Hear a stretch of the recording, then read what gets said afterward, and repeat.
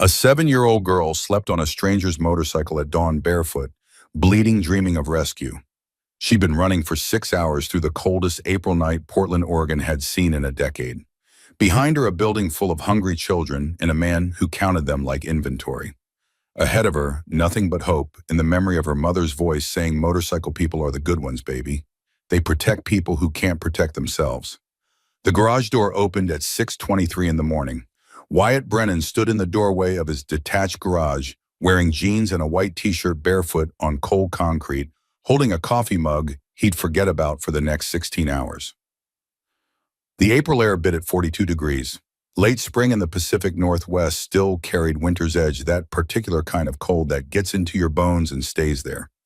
He'd woken up late, another restless night, another dream about Finn, always Finn. 25 years gone this June, and Wyatt still saw him every time he closed his eyes.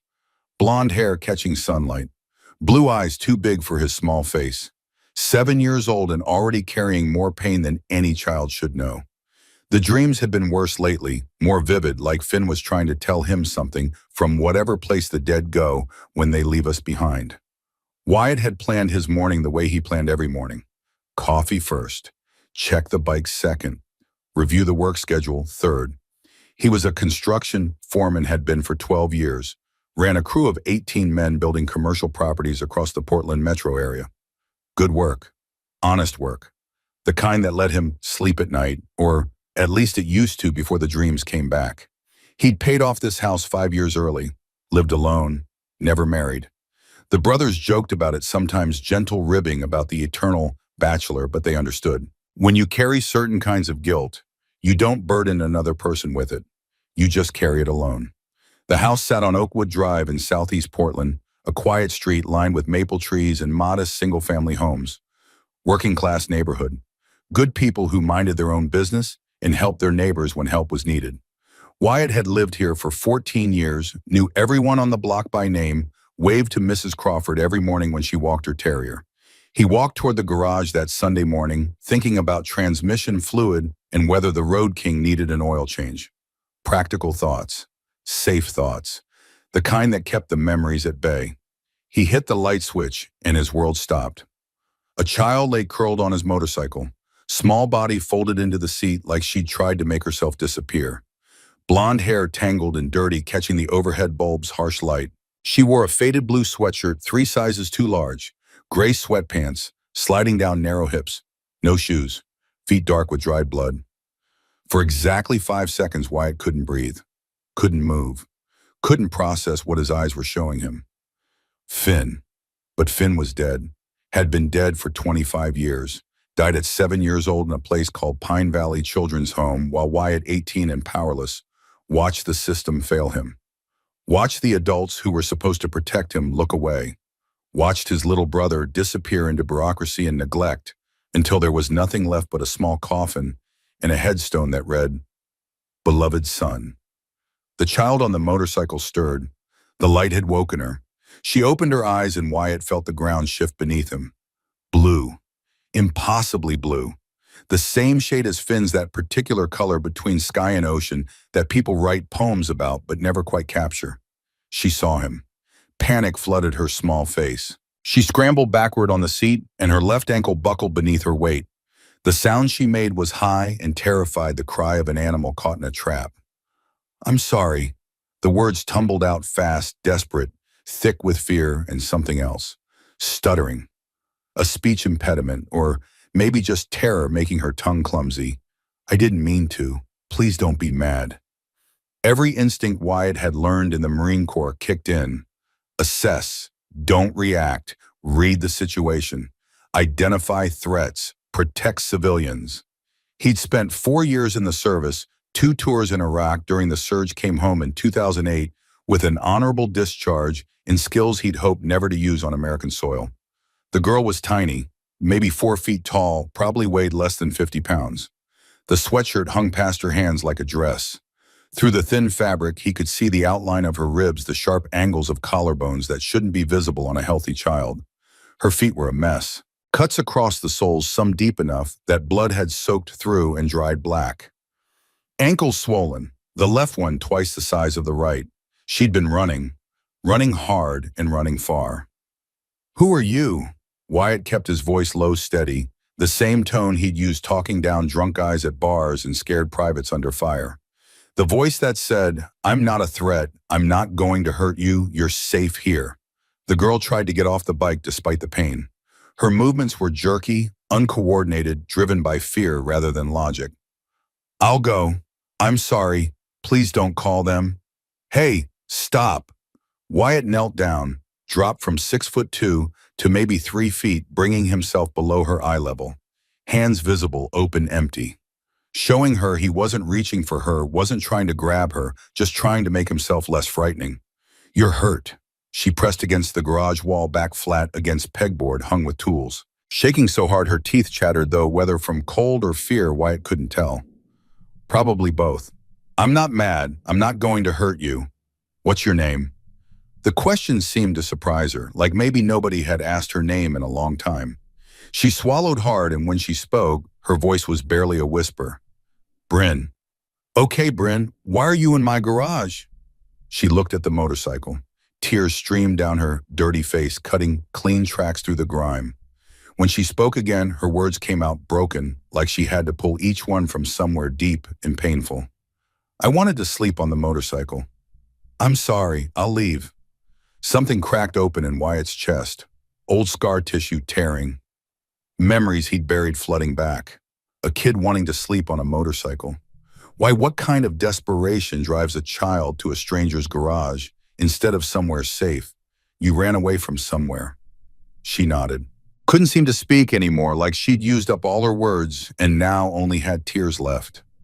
From where, a whisper barely audible. Riverside. Wyatt knew the place.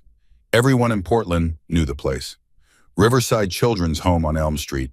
Big old building, formerly a private school converted to residential care facility in the 90s. State licensed, supposedly reputable. One of those places people in the community pointed to with pride, like, "Look what we do for orphans, look how much we care." That's the children's home. The facility on Elm. Another nod. "Why'd you run, Bryn?" She looked at his face, really looked, seeing past the tattoos and the beard and the early morning roughness, seeing something there that made her gamble everything on a stranger. "You look like my brother." Her voice was small, broken, carrying a weight no 7-year-old should know how to carry. He went away. "Everyone goes away, but you have a motorcycle. In my dreams, Motorcycle Man saves me. Please don't send me back." The words hit Wyatt like shrapnel. Brother, Motorcycle Man, dreams of rescue. Please don't send me back. He stared at the blonde hair, the blue eyes, the age that couldn't be anything but 7. Finn.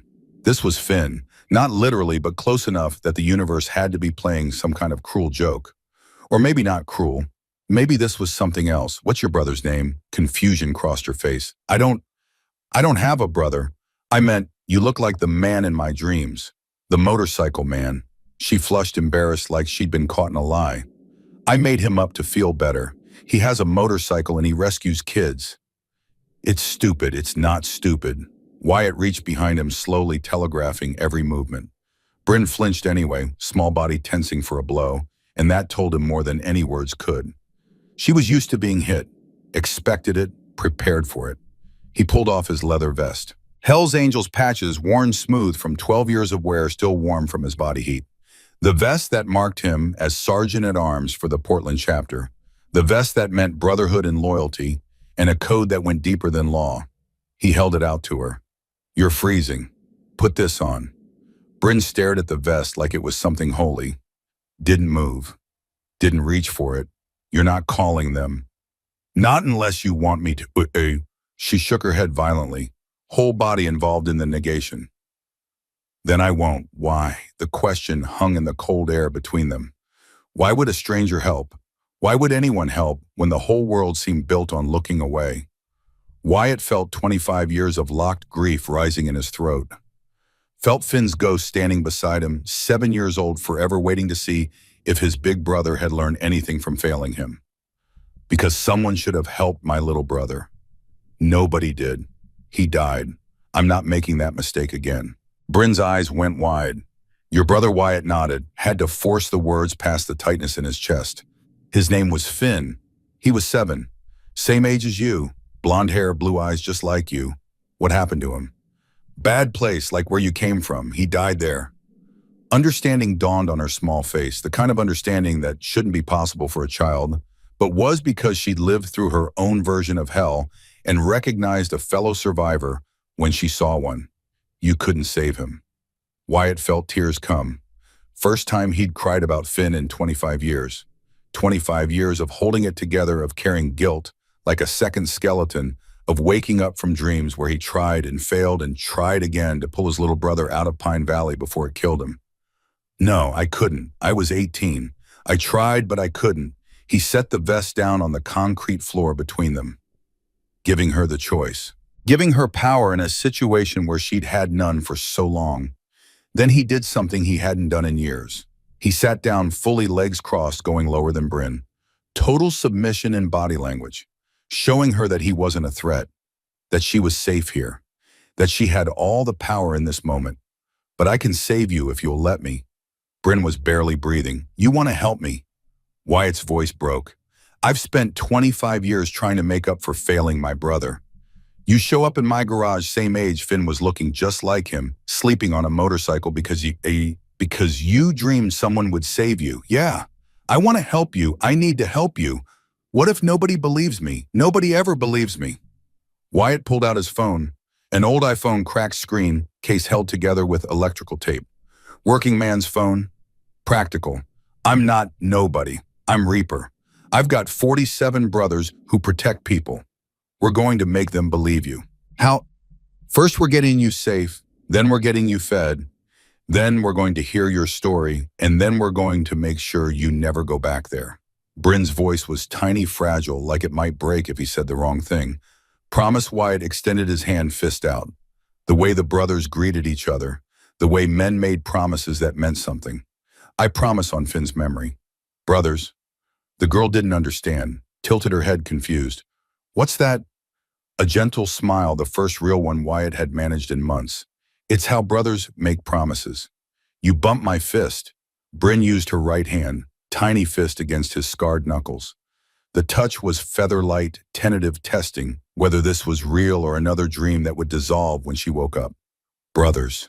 Brothers. Wyatt helped Bryn into the house. She wouldn't let the vest leave her shoulders, clutched it like a lifeline, like it was the only thing keeping her from floating away. The kitchen was small and clean. Wyatt lived alone but kept the place maintained. Military habits died hard. Dishes done, counters wiped, floor swept, everything in its place. He got Bryn sitting at the table. Made hot chocolate the old way, milk and cocoa powder and sugar on the stove, the way his mother used to make it before she died. Put bandages on the bleeding feet, working carefully, trying not to cause more pain than necessary. The left ankle was swollen badly. Sprained for sure, maybe worse. She needed a doctor, needed x-rays, needed things Wyatt couldn't provide in a kitchen at 6:30 in the morning. But first she needed to be warm and fed and safe enough to talk. Bryn sipped the hot chocolate. First warm thing in hours, maybe days. Her hands shook holding the mug, and Wyatt noticed how thin her fingers were. Bird bones, breakable. She started talking quietly. I've been at Riverside for 6 months, since my mom died. The words came slowly at first, like she was testing them, seeing if Wyatt would interrupt or dismiss, or tell her to stop lying. When he just listened, nodding occasionally, she went faster. Director Hastings, he's not nice. Understatement. Wyatt recognized it. The way abused kids minimize their trauma because the full truth was too big to say out loud. He locks us up. He doesn't feed us enough. I lost weight. See, Bryn lifted the too large sweatshirt. Wyatt's jaw clenched. Ribs visible through skin. Sternum prominent. Hip bones jutting. A 7-year-old child should not look like that. Should not have countable vertebrae and hollow spaces where flesh should be.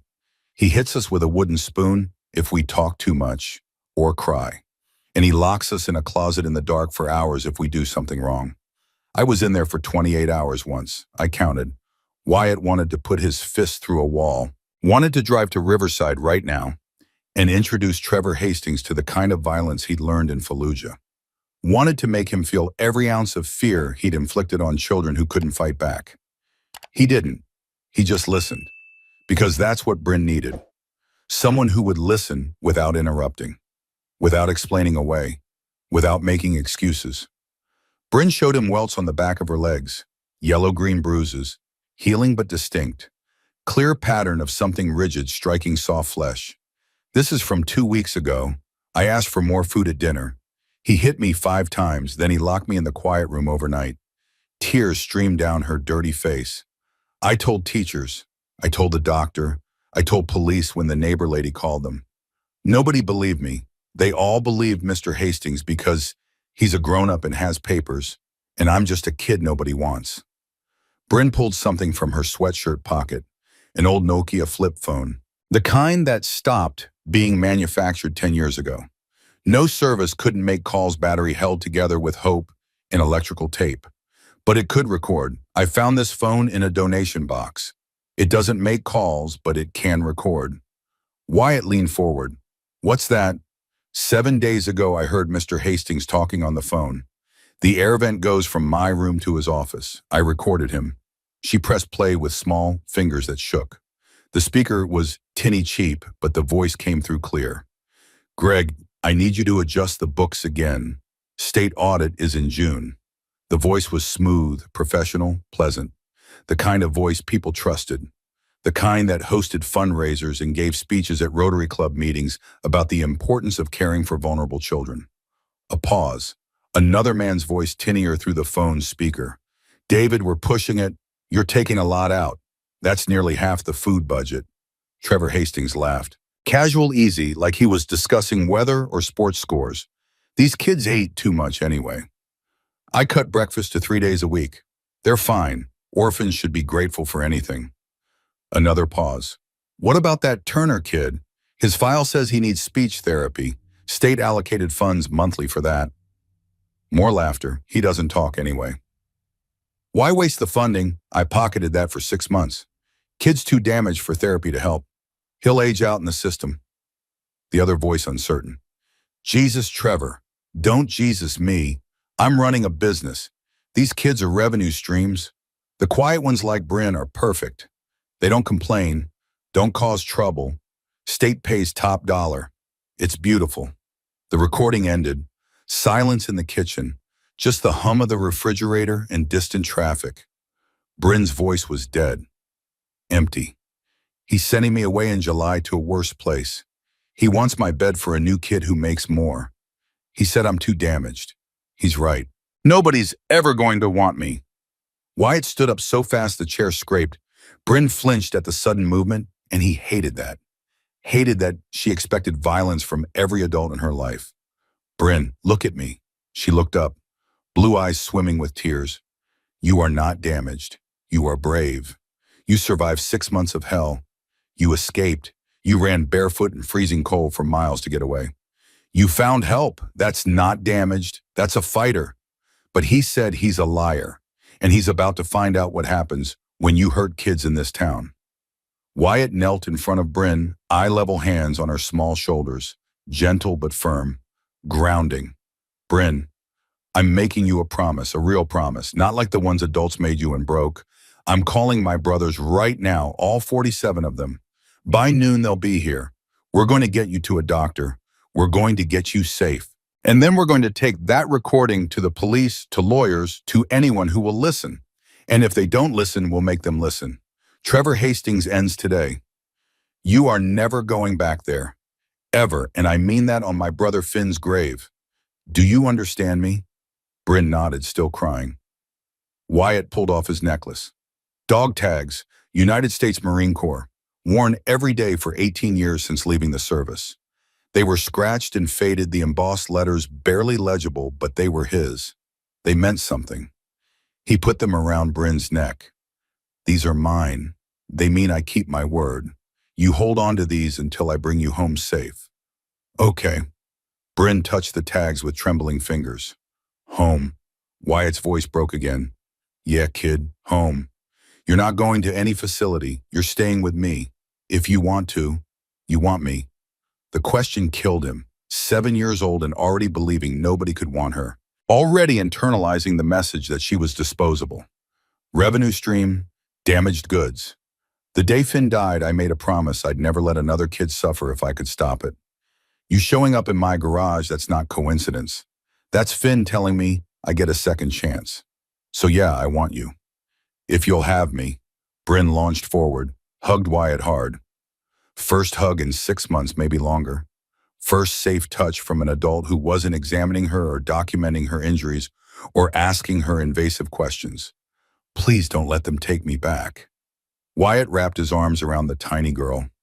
This child who looked like Finn, who was his second chance, who was trusting him not to fail the way he'd failed before. Never. You're mine now, my daughter, my family, whatever you need. Nobody takes you anywhere.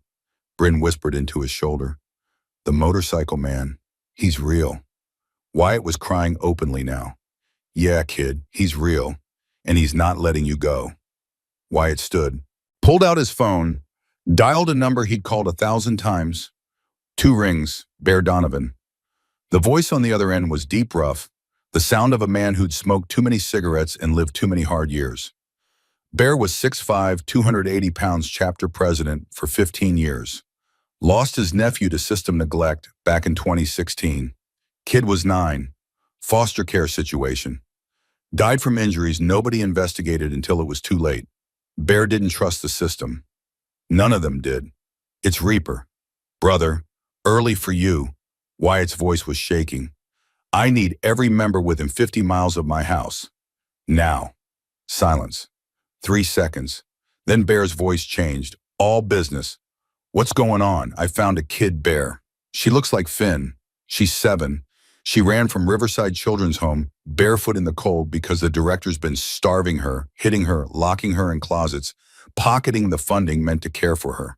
The kids got it recorded. We're not waiting for the cops to take their time on this one. Another pause. Longer. When Bear spoke again, his voice was granite. How fast can you get her safe? She's safe now. She's with me. Good. A beat. We ride in 1 hour. Nobody touches your girl. The line went dead. Wyatt looked at Bryn. She was watching him with wide eyes, the hot chocolate forgotten on the table, the vest still wrapped around her shoulders. You ever see a lot of motorcycles at once? She shook her head. You're about to. 47 minutes later, the rumble started. Bryn was in Wyatt's living room by then. Clean now, showered, wearing one of his old Marine PT shirts that hung to her knees like a dress. The shower had been difficult. She'd been terrified of the bathroom, of closed doors, of being locked in. Wyatt had stood outside the whole time, door open, talking to her through the steam, so she knew he was there. So she knew she wasn't trapped. Ankle wrapped now, feet bandaged. Hot chocolate replaced with toast and scrambled eggs that she'd eaten too fast, like she expected someone to take the food away. Wyatt had to tell her to slow down, gentle, explaining that there was more if she wanted it. That food wasn't a weapon here, that she could eat until she was full. The sound began low, distant, like thunder rolling in from the coast. Then it grew. Wyatt walked to the window. Bryn followed, limping but curious. The vest dragged on the floor behind her, too big, but she wouldn't take it off. The street was filling with motorcycles. 1, 5, 12, 20, 10. They parked in formation. Tight, disciplined, riders dismounting in near silence despite the size of the machines. Harleys, mostly. Road Kings and street glides and fat boys. Chrome-catching morning light. Leather and denim in patches that marked them as brothers. By 8:30, 47 motorcycles lined Oakwood Drive. Neighbors came to windows. Stared. Mrs. Crawford stood on her porch with her terrier hand over her mouth. The Johnsons across the street filmed on their phones. 2 houses down, someone called the cops probably, but that was fine. Let them come. Let everyone see. Bryn pressed against Wyatt's side. Are they mad? No, kid. They're here for you. The front door opened. Bear walked in first. Had to duck under the frame. 6'5" meant most doorways were obstacles. Behind him came the others. One by one filling Wyatt's small living room. Leather vests and tattooed arms and beards and scarred faces. Men who looked dangerous because they were, but who'd channeled that danger into protection instead of destruction. Bear looked at Bryn. His expression softened immediately. This giant of a man, this president of one of the most notorious motorcycle clubs in the country, knelt down, so he was still taller than Bryn, even on his knees. Hey there. I'm Bear, Bryn whispered. You're really big. A smile. Yeah. But I'm really gentle. Your name's Bryn. A nod. Bryn Wyatt called us because he says you need help. Is that true? Another nod. Okay, we're going to help. But we need to know what happened. Can you tell us? Bryn looked at Wyatt, seeking permission, seeking safety. Wyatt nodded. It's okay, they're safe. So Bryn told the story again. Slower this time, more details. 6 months at Riverside Children's Home. Director Hastings, locked dormitories. 1 bathroom for 9 kids. Broken heater, food locked in closets. Wooden spoon hanging on the kitchen wall. The quiet room. 28 hours in the dark. The room was silent except for Bryn's small voice. 47 men listening, jaws, clenched hands curled into fists, but nobody moved. Nobody shouted. Nobody interrupted. When she mentioned the recording, every head turned. Can we hear it? Bear's voice was gentle. Bryn played it. The men listened. The smooth, professional voice of Trevor Hastings talking about revenue streams and damaged kids and pocketing therapy funds. Talking about Bryn like she was livestock. Inventory. Product. When it ended, Bear stood, looked around the room at his brothers, all in favor of full mobilization. For a moment, nothing, just the ticking of the clock on the wall and distant traffic outside, and the collective breathing of 47 men making a decision. Then every single hand went up. Not a moment's hesitation, not a single dissenting voice. 47 men voting unanimously to help a girl they just met. Bear nodded. Reaper, your point on this. What do you need? Wyatt had spent the last hour thinking about exactly this. About what Bryn needed. About what would hold up in court. About how to make sure this time the system worked. Michael, I need emergency custody paperwork filed. A man stepped forward. Michael Barrett, 49 years old. Actual family law attorney, 23 years practicing. He joined the club in his 30s after his daughter died in a custody dispute gone wrong, spent his days in courtrooms fighting for kids nobody else wanted to fight for. I'll have emergency custody petition filed within 90 minutes. We'll get a hearing scheduled for tomorrow. Wyatt continued. Nora, I need a full medical exam documented with photographs. Dr. Nora Gallagher stepped forward, 47 years old, nurse practitioner specializing in pediatrics. Worked at Emmanuel Hospital during the week, rode with the club on weekends. Her sister had died in foster care in the 80s.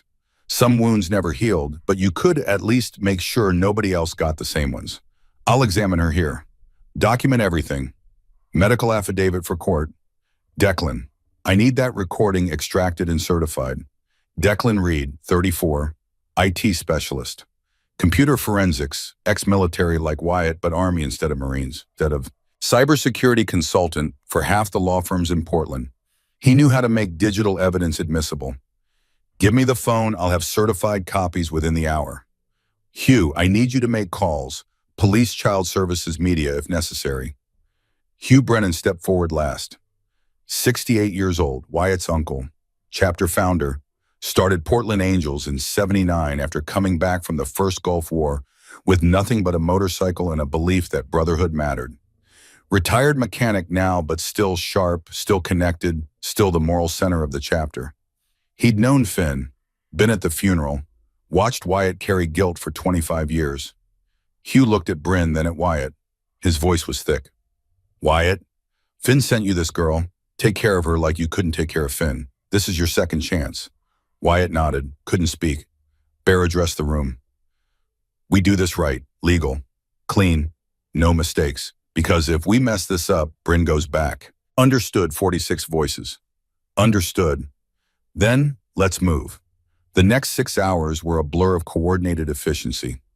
Dar Gallagher examined Bryn in Wyatt's bedroom. Gentle, thorough professional, she documented everything with the clinical detachment of someone who'd seen too much abuse, but still cared deeply. Weight 42 pounds. Should be 48 to 52 for age 7.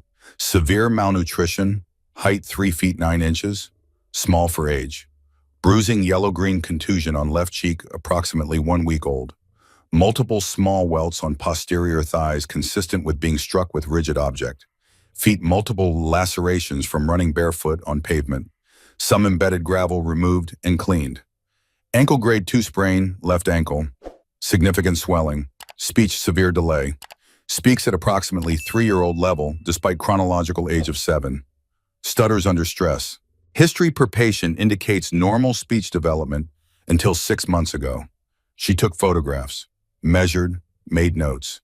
Her face was professionally blank, but her hands shook slightly when she helped Bryn back into the oversized shirt. "You're going to be okay, sweetheart. You're safe now." Declan worked on the recording at Wyatt's kitchen table laptop, open cables running to the Nokia phone. He extracted the audio file, made 5 certified copies, timestamped them, verified the metadata showing recording date as 7 days prior, burned copies to CD, uploaded to secure server, created chain of custody documentation. This is admissible, clear audio, identifiable voices, no evidence of tampering. Any decent prosecutor can work with this. Michael was on his phone for 2 straight hours, filing petitions, calling in favors, scheduling emergency hearings, using every connection he'd built over 23 years of family law practice. Hearing set for tomorrow morning, 9 a.m. Judge Elizabeth Monroe presiding. She's fair, she'll listen. Meanwhile, 38 brothers split into teams, knocked on every door within 2 blocks of Riverside Children's Home.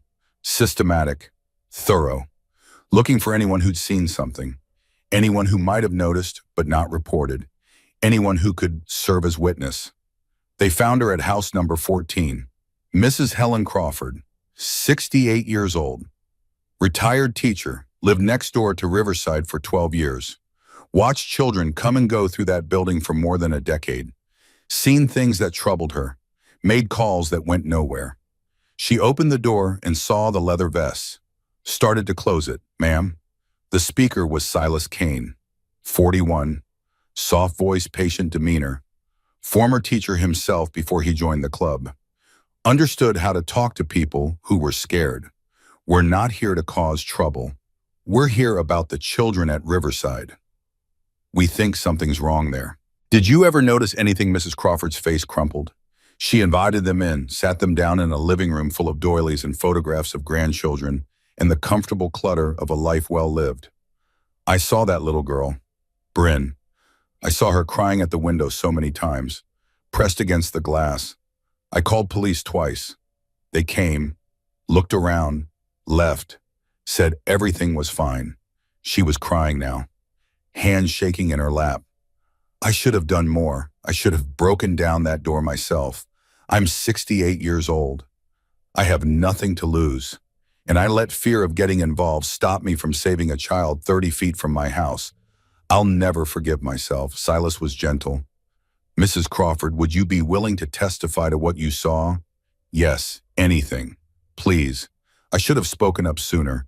They found 3 more. Dr. Graham Sterling, 44, pediatrician, private practice in Southeast Portland. Saw Bryn twice over 6 months for routine checkups required by state law for children in residential care. Each visit she was thinner. She had bruises. She stopped speaking.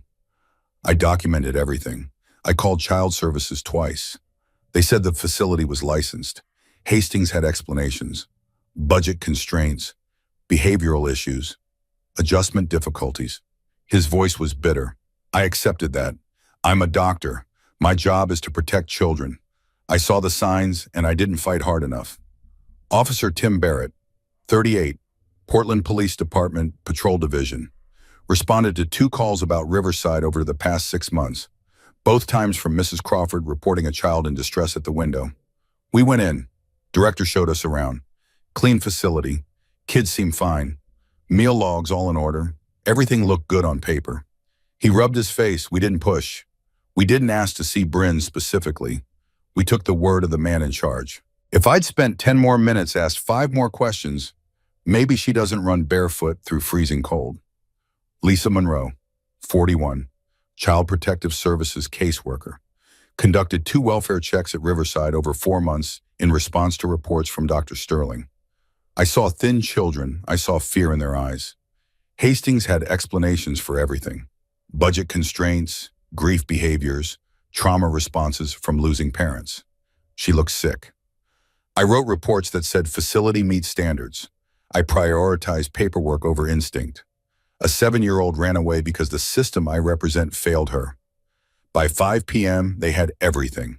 4 witness statements, 1 medical affidavit, 1 certified audio recording, 1 emergency custody petition, 1 CPS report documenting systemic failures, and 47 bikers ready to make sure the system listened this time. Bear gathered everyone back at Wyatt's house. Bryn was asleep on the couch by then, dog tags still around her neck. Wyatt's vest still wrapped around her like a blanket. Exhausted from the day, from the fear, from finally being somewhere safe enough to let her guard down. Bear spoke quietly so he wouldn't wake her. We go tomorrow, courthouse 9 a.m., all of us. We fill that courtroom. We show that judge this kid has a family. Understood, 46 nods. Good. Get rest. Tomorrow we make sure Bryn never goes back. One by one the brothers left, motorcycles starting up, rumbling away into the evening. Neighbors watched from windows, still uncertain what they'd witnessed, but sensing it was something important. Wyatt sat beside Bryn on the couch, watched her sleep, 7 years old and already carrying scars most people never knew. But alive, safe, here. He thought about Finn, about all the ways he'd failed, about the promise he'd made at a funeral 25 years ago that he'd never let another kid suffer if he could stop it. Maybe this was how you kept that promise. Not by saving everyone, not by turning back time, but by showing up when it mattered, by listening when a child spoke, by believing when everyone else dismissed. Bryn stirred in her sleep, reached for the tags at her neck, held them tight. Wyatt pulled a blanket over her, tucked it around small shoulders, made sure she was warm. Tomorrow they'd go to court. Tomorrow they'd face Trevor Hastings and his lawyers, and a system built on bureaucracy and skepticism. Tomorrow they'd fight for a little girl who'd run through the cold because nobody else would listen. But tonight she was safe. She was home. She was his. And that was enough. Monday morning arrived cold and clear. April 29th. 24 hours since Wyatt found Bryn in his garage. 24 hours that had changed everything. The sun rose at 6:14, painting Portland's east side in pale gold light. Wyatt had been awake for 2 hours already. Hadn't really slept. Every time he closed his eyes, he saw Bryn's face superimposed over Finn's. 2 children, same age, same needs, separated by 25 years, and a chance that felt less like luck and more like providence. Bryn was still asleep in the guest bedroom, the room that used to be storage boxes of old Marine Corps gear and construction equipment catalogs. Wyatt had cleared it out at 2 in the morning, working quietly, setting up the twin bed he'd bought from Mrs. Crawford's grandson 5 years ago and never used. Fresh sheets, blue blanket, window that opened, door that would never lock from the outside. She'd woken up once around 4, crying tangled in nightmare.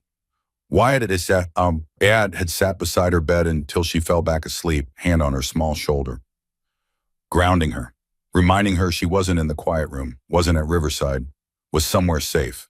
At 7:30, Bear called. We're rolling at 8:15, formation at the corner of Oakwood and Division. We ride in together. Wyatt could hear engines in the background, brothers warming up bikes, checking oil levels. The ritual preparation before something important. Understood. How's the girl? Scared, but ready. Good, we'll be there. Wyatt made breakfast, scrambled eggs, toast, orange juice, called Bryn gently from the bedroom. She appeared in the doorway wearing the same oversized Marine PT shirt, hair tangled from sleep, eyes wide and uncertain. Morning, kid. You hungry? She nodded, sat at the table, ate slowly this time, not the desperate gulping from yesterday. Learning that food would still be there, that she could take her time. We're going to court this morning, all of us. The brothers are coming. We're going to tell a judge what happened to you. Bryn's hand froze halfway to her mouth, fork trembling. Will Mr. Hastings be there? Probably. I don't want to see him. I know, but we need to show the judge you're telling the truth, and I'll be right there. Bear will be there. All 47 brothers. He can't hurt you anymore. What if she doesn't believe me? Wyatt knelt beside her chair. Then we keep fighting. But Bryn, listen to me. Judge Monroe is fair. She's been doing this for 22 years. She's seen everything. And she's going to see you, really see you, and she's going to know you're telling the truth. How do you know? Because I've spent my whole life reading people, knowing who to trust and who to watch. And I'm telling you, we've got a good judge. We've got evidence. We've got witnesses. We've got a recording in Hastings' own voice. This isn't like before when you tried to tell people and they didn't listen. This time they're going to listen. Bryn picked up the dog tags from where they rested against her chest. You promise, I promise. At 8:15, the rumble started again. This time, Bryn was ready for it. Stood at the window and watched 47 motorcycles arrive in formation, parking with military precision along Oakwood Drive. Bear at the front, Hugh beside him, the rest falling into place like they'd practiced it, which they had countless times over the years, for funerals and protests, and moments that required the club to show up as one unified presence. Mrs. Crawford came out of her house dressed in a navy blue pantsuit. Sunday church clothes worn on a Monday because this mattered. She walked over to Wyatt's porch. I'm coming too, if that's all right. Wyatt shook her hand. We'd be honored. More neighbors appeared, the Johnsons from across the street, the Pratts from 2 doors down. People who'd lived on this block for decades, who'd watched Wyatt come and go, who'd seen the commotion yesterday and wanted to understand. Word had spread, the way it does in working-class neighborhoods where people actually talk to each other. By 8:30, there were 20 civilians ready to follow 47 motorcycles to the courthouse. Bear approached the porch, looked at Bryn. You ready, little sister? She nodded. Wyatt had found her clothes that fit better. Small jeans from a donation run Dr. Gallagher had brought over last night. A purple t-shirt, sneakers that were close to the right size. Her hair was clean and braided. Hugh's wife had done it that morning. Gentle hands working through tangles while telling Bryn about her own daughter, grown now, safe now, but who'd needed help once too. Bear held out his hand. Bryn took it, small fingers disappearing in his massive palm. Let's go show them who you are. The ride to Multnomah County Courthouse took 17 minutes. 47 motorcycles moving through Portland's morning traffic formation, perfect pace steady. Cars pulled aside. People filmed from sidewalks. The sound was massive, unavoidable. A rolling thunder that announced something important was happening. Wyatt rode with Bryn in his truck. Couldn't put her on a bike, not with that ankle, not without proper gear.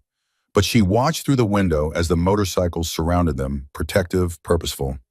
They're like knights. Bryn's voice was small, but awed, like in the stories. Wyatt smiled.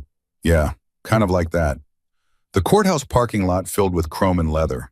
47 bikes parking one by one in the overflow section, engines cutting off almost in unison.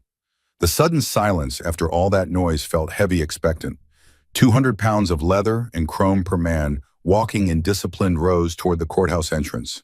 20 civilians following behind. Mrs. Crawford in her navy pantsuit, Dr. Sterling in a dress shirt and tie, Officer Barrett in full uniform off-duty but present, Lisa Monroe from CPS risking her job by being here but coming anyway, because some things mattered more than employment. Security at the entrance tensed. Hands moved toward radios. 3 armed guards watching 47 bikers approach. Bear walk point, hands visible, open, non-threatening. Stop 10 feet from the metal detectors. We're here for a custody hearing. Courtroom 4B, Judge Monroe. 9 o'clock, the lead guard, a man named Patterson who'd worked courthouse security for 15 years, looked past Bear at the sea of patches and beards and tattoos. All of you, yes, sir, we're family. Patterson hesitated, checked his roster, looked at the line of people waiting to enter his courthouse, looked back at Bear. Morrison custody petition. Brennan versus State. That's right, a long look. Assessment, decision, metal detectors, single file, no exceptions. Understood. They filed through security, patient, respectful, removing wallets, keys, belts, pocket knives. No complaints, no attitude. Just 47 men who understood that showing respect to process was part of winning. By 8:40, courtroom 4B was standing room only. Bryn sat in the front row between Wyatt and Hugh. Michael Barrett, the attorney, sat on Bryn's other side briefcase, open documents organized in neat stacks. Behind them, 46 brothers filled every bench. Mrs. Crawford sat in the second row, Dr. Sterling and Officer Barrett beside her. Lisa Monroe in the third row alone, separated from her CPS colleagues who'd chosen not to come. The bailiff entered at 8:55, looked at the packed courtroom, at 47 bikers standing at attention, at one small girl in the front row, wearing dog tags and looking terrified. All rise. Everyone stood in unison. The sound of it, that synchronized movement, was like a physical force. Judge Elizabeth Monroe entered through the side door. She was 58 years old, 22 years on the bench, seen everything the family court system could throw at a person. Child abuse cases and custody battles and parents fighting over kids like they were property. She'd made hundreds of decisions, some good, some bad, some she still thought about late at night when sleep wouldn't come. 10 years ago, she denied an emergency custody petition, ruled that the evidence wasn't sufficient, sent a child back to a situation that looked fine on paper. 2 weeks later, that child died from injuries sustained in the home. Injuries that had been there all along, hidden, unreported, dismissed. Judge Monroe had carried that failure ever since, became more careful, more thorough, more willing to trust her instincts over paperwork. She looked at the packed courtroom now, at 47 bikers standing in disciplined silence, at the small girl in the front row who couldn't weigh more than 50 pounds. Her expression didn't change. Professional, neutral, but her jaw tightened slightly. Be seated. Everyone sat in unison. Judge Monroe reviewed her docket, reading glasses perched on her nose, gray hair pulled back in a neat bun black robe, making her seem both formal and formidable. We're here on emergency petition for temporary custody, case number 24JV 08847. Petitioner Wyatt Brennan, seeking emergency custody of minor child Bryn Ashford, currently resident of Riverside Children's Home. She looked up at Michael Barrett. Mr. Barrett, you're representing Mr. Brennan. Yes, Your Honor. This is highly irregular. Emergency custody petitions typically take weeks to process. You filed this yesterday afternoon and requested immediate hearing. What's the emergency, Your Honor? May I approach with evidence? Proceed. Michael walked forward, handed up a manila folder. Judge Monroe opened it, started reading. The courtroom was silent. Just the rustle of papers, the tick of the clock on the wall. 47 men breathing in collective tension. 3 minutes, Judge Monroe read without expression. When she finished, she looked at Michael.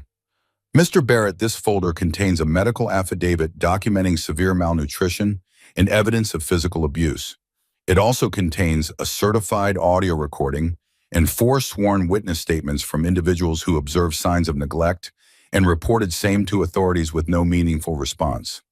Yes, Your Honor. Where is the minor child now? In the courtroom. Your Honor. Front row. Judge Monroe looked at Bryn, really looked, saw the small frame, the nervous hands clutching dog tags, the way she pressed against Wyatt's side seeking protection. Young lady, can you stand? Please. Bryn stood, shaking slightly. Wyatt put a hand on her shoulder, steadying. What's your name? Bryn Ashford. Judge Monroe's voice softened. Not much, but enough to notice. Bryn, my name is Judge Monroe. I'm here to make sure you're safe. Do you understand? A small nod. Are you safe right now with Mr. Brennan? Yes. Has Mr. Brennan hurt you or scared you in any way? Oh, he helped me. Okay, you can sit down, sweetheart. Bryn sat. Wyatt squeezed her shoulder gently. Judge Monroe looked at the courtroom. At the 47 men sitting in absolute silence.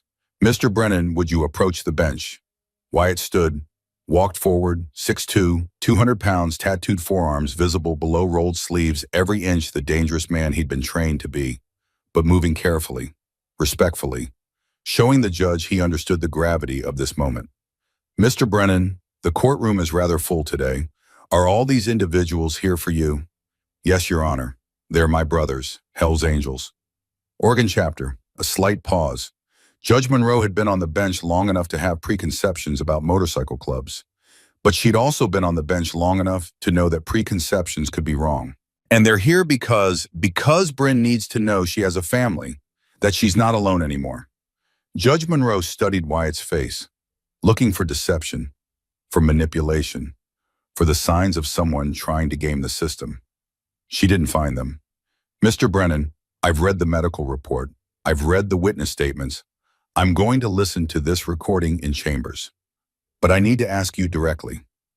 What is your relationship to this child? Wyatt chose his words carefully. I found her in my garage yesterday morning, Your Honor. Barefoot, injured, terrified.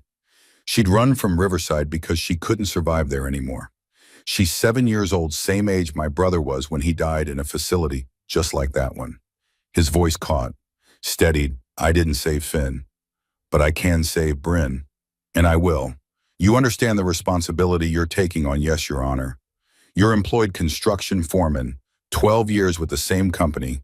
I own my home. No debt. Clean record. Michael stepped forward. Your Honor, background check is in the packet. Mr. Brennan is honorably discharged Marine Corps veteran. No criminal history, stable employment. He's prepared to provide housing, education, medical care, and therapeutic support. Judge Monroe looked back at Bryn. The girl was watching Wyatt with complete trust, the kind of trust that couldn't be faked or manufactured. I'm going to adjourn for 30 minutes to review this evidence in chambers.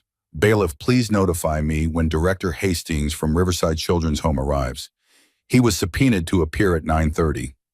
She stood. Everyone rose. She walked out. The 30 minutes felt like 30 hours. Wyatt sat with Bryn, holding her hand, feeling her small fingers tremble in his palm. Bear stood behind them, solid presence. The brothers waited in silence, patient, disciplined. At 9:28, the side door opened. Trevor Hastings walked in. 51 years old. 5'10", thin, build, wearing khakis and a button-down shirt, wire-rimmed glasses, pleasant smile. He looked like every middle manager in America, like someone you'd trust to handle your taxes or manage your retirement fund. Harmless, professional, safe. He saw Bryn in the front row and his smile widened. Friendly, concerned. Bryn, there you are. We've been so worried. Bryn shrank into Wyatt's side. Wyatt felt her whole body go rigid with fear. Hastings approached, slow, gentle, the way you'd approach a frightened animal. Son, it's okay. You're safe now. We can go home. Wyatt stood, stepped between Hastings and Bryn, blocked his view of her completely. She's not going anywhere with you. Hastings' smile never wavered. Perfect. Practiced. And you are the man who found her barefoot and bleeding because she'd rather freeze in a stranger's garage than spend one more night under your care. Hastings turned to the bailiff. Reasonable? Rational? Officer, this man appears to be interfering with my legal custody of a minor in my care. The bailiff looked uncomfortable, started to respond. All rise. Judge Monroe had returned. Everyone stood. She sat. Everyone else sat. Her face was stone. Mr. Hastings, you're director of Riverside Children's Home. Hastings stood, respectful, deferential. Yes, Your Honor, for 8 years. Are you aware that Bryn Ashford ran away from your facility 2 days ago? I am, Your Honor. We've been searching frantically. I'm relieved she's been found safe. Mr. Hastings, I've just spent 28 minutes listening to a recording. Would you like to hear it? His pleasant expression didn't change.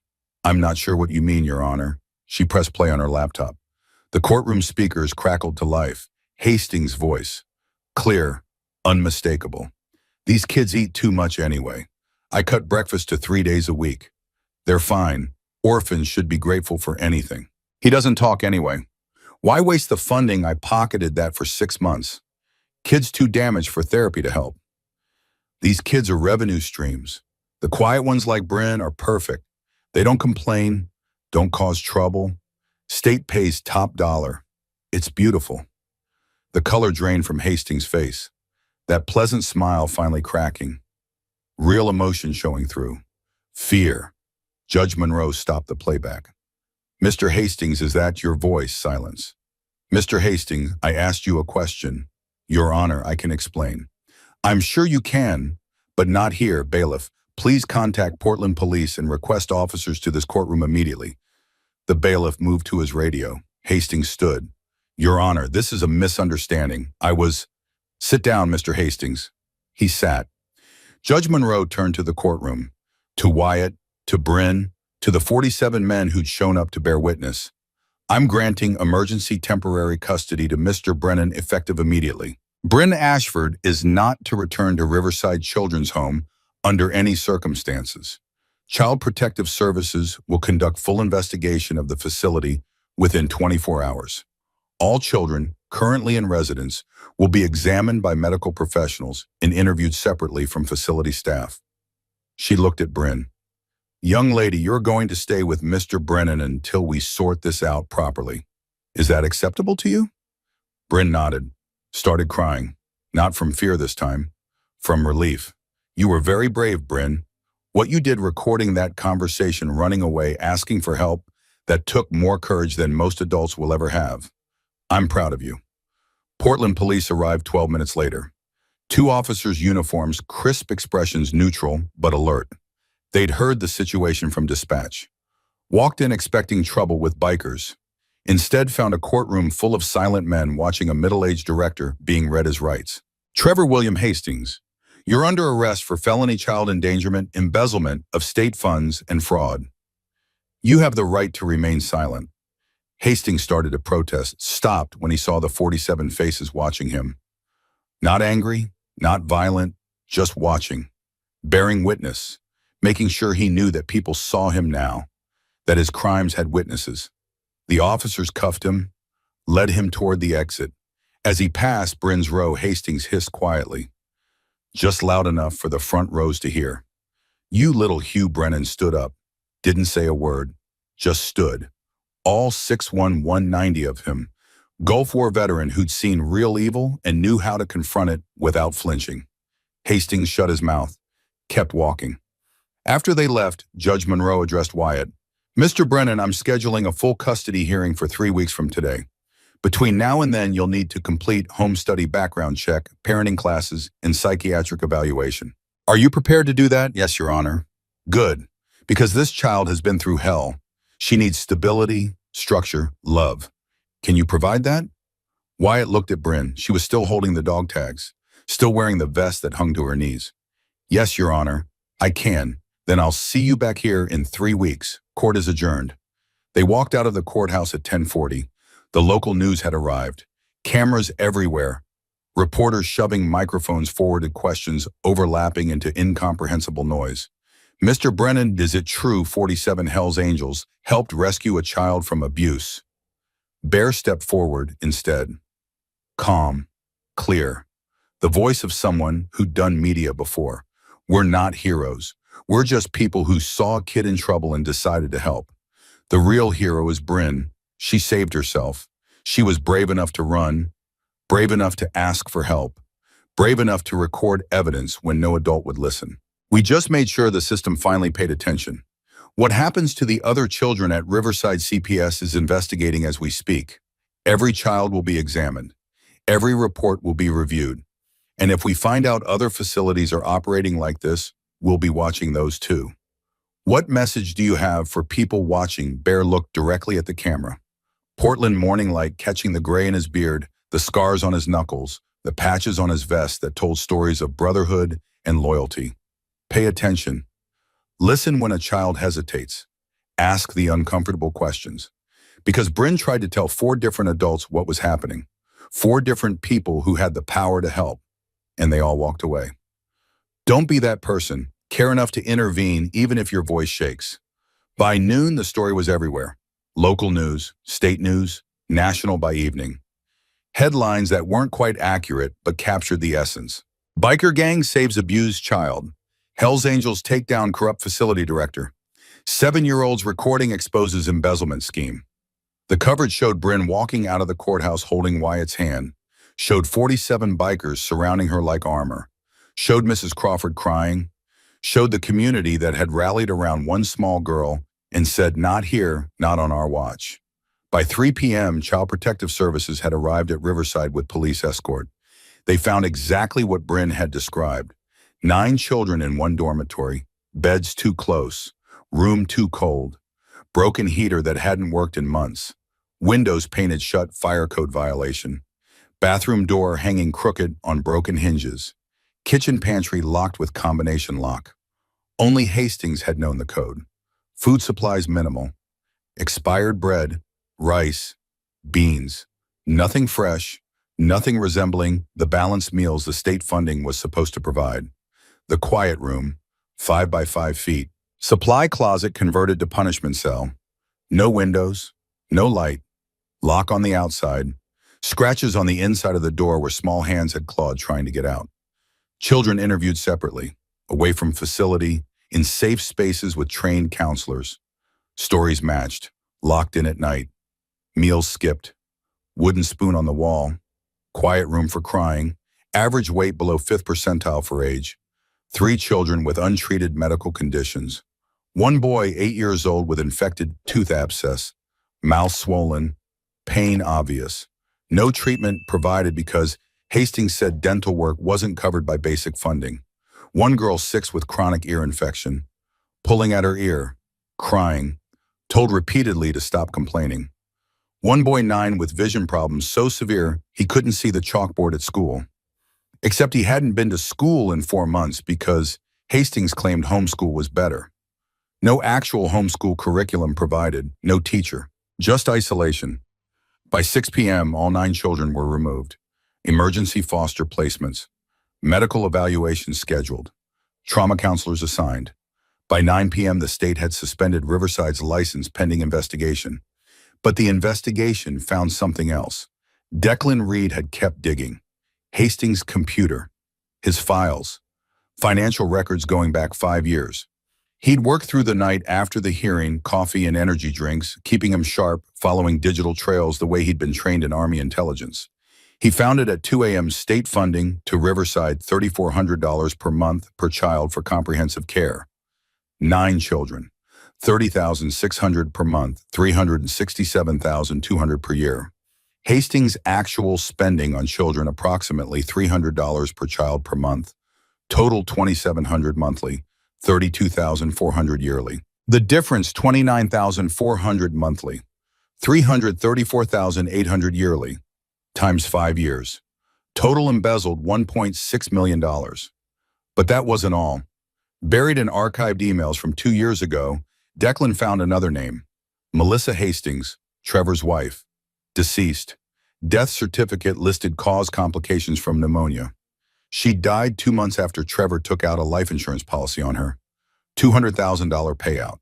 Declan cross-referenced medical records, public information from the hospital where Melissa died, admission notes, patient presented with sudden onset respiratory distress, no prior symptoms, rapid decline despite intervention.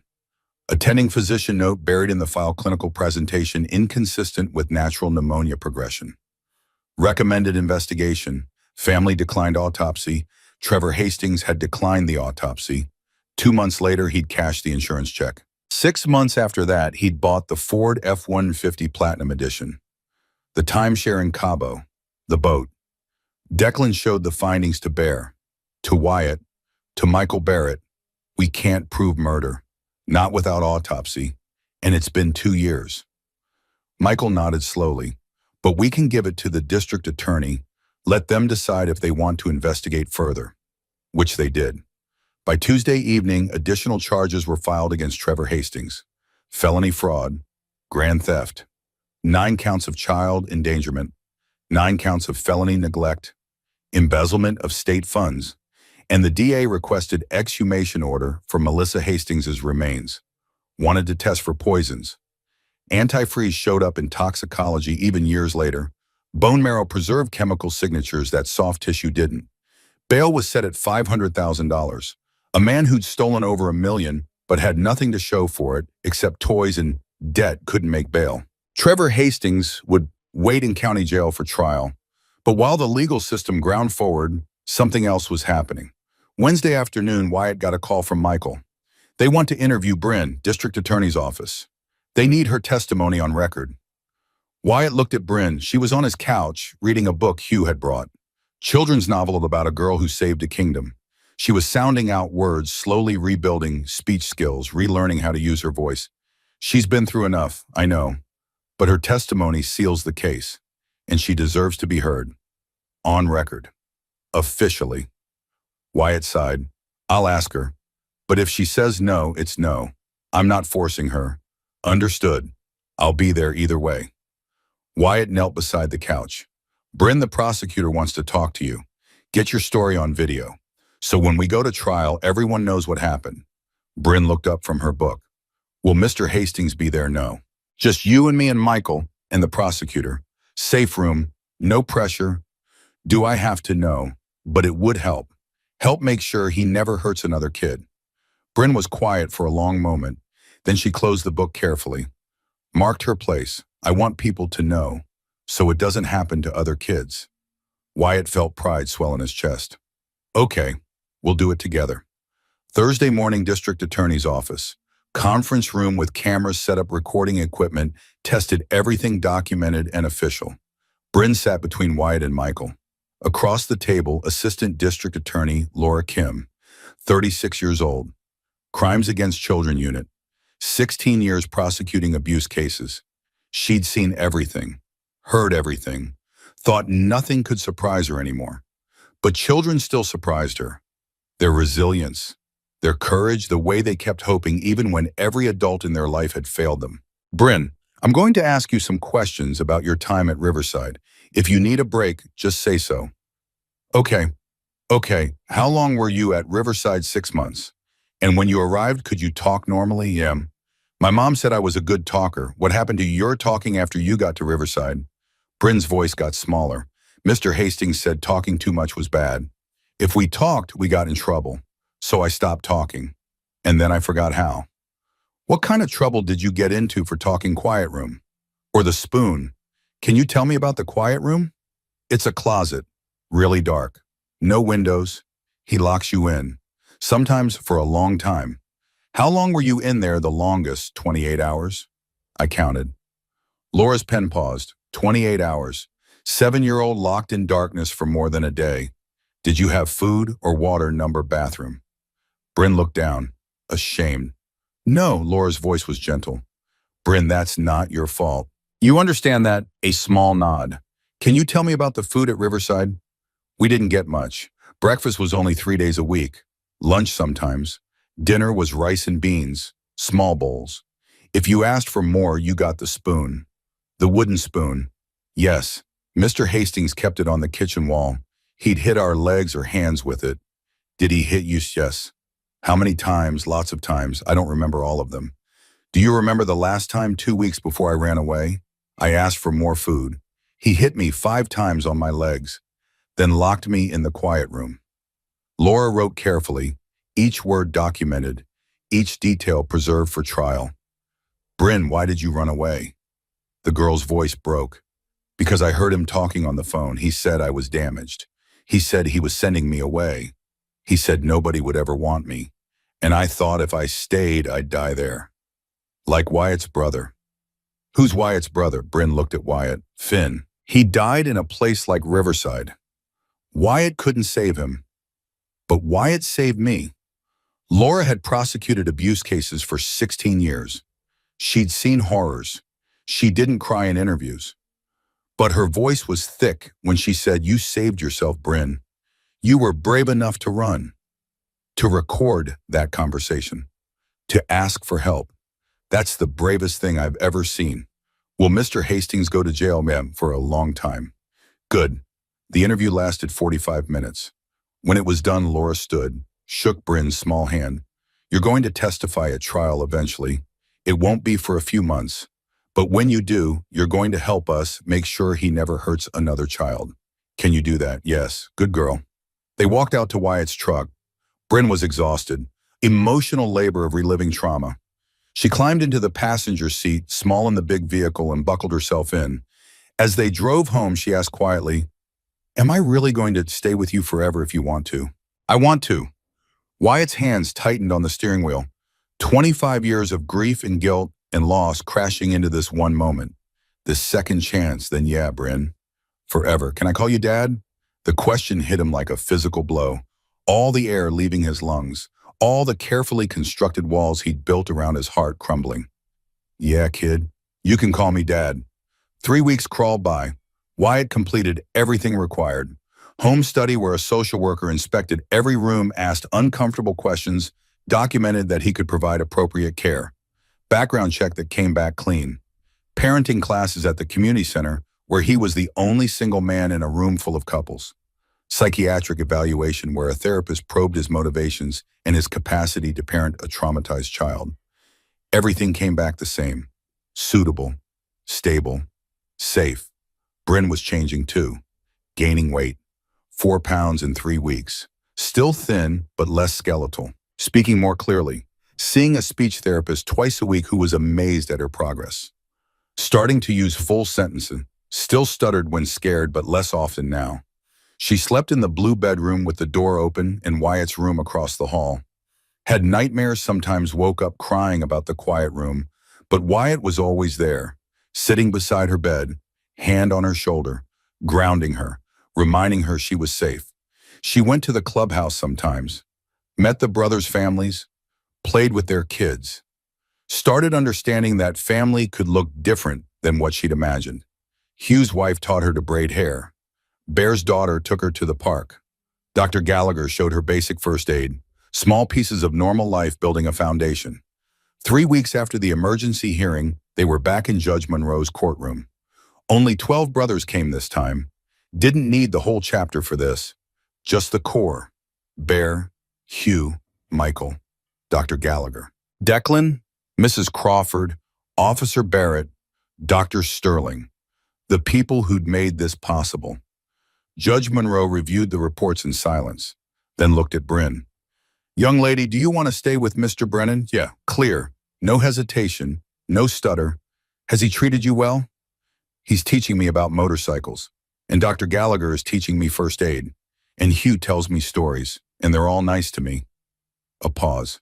Nobody's ever been this nice to me. Judge Monroe's expression softened. Not much, but enough. Mr. Brennan, approach, please. Wyatt stood, walked forward. Mr. Brennan, I'm granting you full legal custody of Bryn Ashford. Adoption proceedings will be scheduled for 6 months from now, pending completion of standard waiting period and additional home visits. Congratulations. She banged the gavel. Wyatt turned. Bryn was already running, limping only slightly now. The ankle had healed. She crashed into him and he picked her up, 7 years old and 46 pounds. Still too light, but getting there. We did it, kid. Bryn buried her face in his shoulder. I got a dad. Yeah, you got a dad. The trial began 4 months later on a Tuesday in September. Summer had passed in a blur of adjustment and healing. Bryn living in the blue bedroom, learning what safety felt like. Wyatt learning how to be a father to a child who flinched at sudden movements and hoarded food in her dresser drawer because some part of her brain still believed she might go hungry. Learning together, growing together, building something that looked like family. By September, Bryn had gained 12 pounds. 54 now, still small for her age but healthier. Her hair had grown past her shoulders, blonde and thick, usually in braids that Hugh's wife taught her to do herself. The stutter was almost gone. Speech therapy twice a week for 4 months had rebuilt what Riverside had broken. She went to school now, 2nd grade at Bridgeport Elementary. Made friends slowly, cautiously, with other kids who didn't know about Riverside or courtrooms or the kind of nightmares that made you wake up screaming. Just kids who liked the same playground and games and shared their juice boxes at lunch. Wyatt drove her every morning, picked her up every afternoon, helped with homework at the kitchen table while dinner cooked. Simple routines, normal life, the kind Bryn had never known before. But the trial loomed, had been scheduled and rescheduled 3 times while Trevor Hastings' defense attorney Thomas Crane filed motion after motion, trying to suppress the recording, trying to exclude witness testimony, trying to delay until public attention faded and the system went back to not caring about orphans nobody wanted. It didn't work. District Attorney Laura Kim pushed back on every motion. Judge Harold Chen, presiding over the criminal case, denied most of them. The trial would happen. Justice would be served or denied, but it would happen. Tuesday, September 17th, Multnomah County Circuit Court. Judge Chen's courtroom was larger than Judge Monroe's family court. More formal, dark wood paneling, high ceilings, the seal of Oregon mounted behind the bench, flags on either side. The architecture of justice designed to intimidate. Jury selection had taken 3 days. 12 citizens, 7 women and 5 men, ages ranging from 24 to 68. Mix of backgrounds. Teacher, accountant, retired postal worker, barista, electrician, small business owner. People who'd agreed to sit in judgment of a man accused of destroying children for profit. Opening statements began at 9 a.m. Laura Kim stood. Mid-30s, Korean-American, sharp suit, sharper mind. 16 years in the Crimes Against Children unit. Never lost a case involving this level of evidence. Ladies and gentlemen of the jury, this case is about a man who saw vulnerable children and saw dollar signs. Trevor Hastings ran Riverside Children's Home for 8 years. During that time, he received over $3 million from the state of Oregon to provide comprehensive care for orphaned and foster children. food, shelter, education, medical care, therapy, everything a child needs to thrive. She walked along the jury box, made eye contact with each person. Instead, he gave them starvation. He gave them violence. He gave them isolation and fear. And he pocketed the difference. $1.6 million over 5 years. While children under his care lost weight, lost the ability to speak, lost hope. She gestured to where Bryn sat in the second row between Wyatt and Hugh. Small girl in a blue dress, hands folded in her lap, trying to be brave. Bryn Ashford is 7 years old. She weighed 42 pounds when she escaped Riverside by running barefoot through freezing April night. She should have weighed 50 pounds. She should have been attending school. She should have been receiving speech therapy that the state paid for monthly. Instead, she was locked in a closet for 28 hours because she asked for more food. Laura's voice hardened. You're going to hear from Bryn. You're going to hear from medical experts who documented her injuries. You're going to hear from neighbors who saw her crying at windows and called police. You're going to hear from the pediatrician who examined her and called Child Protective Services. You're going to hear from the CPS worker who conducted welfare checks and saw the signs. And most damning of all, you're going to hear Trevor Hastings, in his own words recorded, without his knowledge, calling children revenue streams, admitting to pocketing funds meant for their care, describing a 7-year-old as too damaged to help. She walked back to the prosecution table. By the end of this trial, you'll understand that Trevor Hastings didn't just neglect these children. He systematically abused and exploited them for financial gain. And when you understand that you'll do what justice requires, you'll hold him accountable. Thomas Crane stood for the defense. Mid-50s, expensive suit, silver hair, the kind of lawyer who defended wealthy clients and made problems disappear through procedural technicalities and reasonable doubt. His strategy was obvious from the first sentence. Ladies and gentlemen, you're going to hear a lot of emotional testimony. Sad stories, difficult situations. But I ask you to remember something important. Trevor Hastings dedicated 8 years of his life to caring for the most vulnerable children in our community. Children with trauma, children with behavioral problems, children who needed structure and discipline. He walked the same path Laura had, making his own eye contact, building his own credibility. Was Riverside perfect in him? No facility is. The budget was tight. Resources were limited. Mr. Hastings made difficult decisions every day about how to allocate funding. Sometimes those decisions meant cutting breakfast to 3 days a week. Sometimes it meant prioritizing shelter over therapy. These weren't crimes. These were the impossible choices people make when trying to care for damaged children with insufficient resources. Wyatt felt his jaw clench.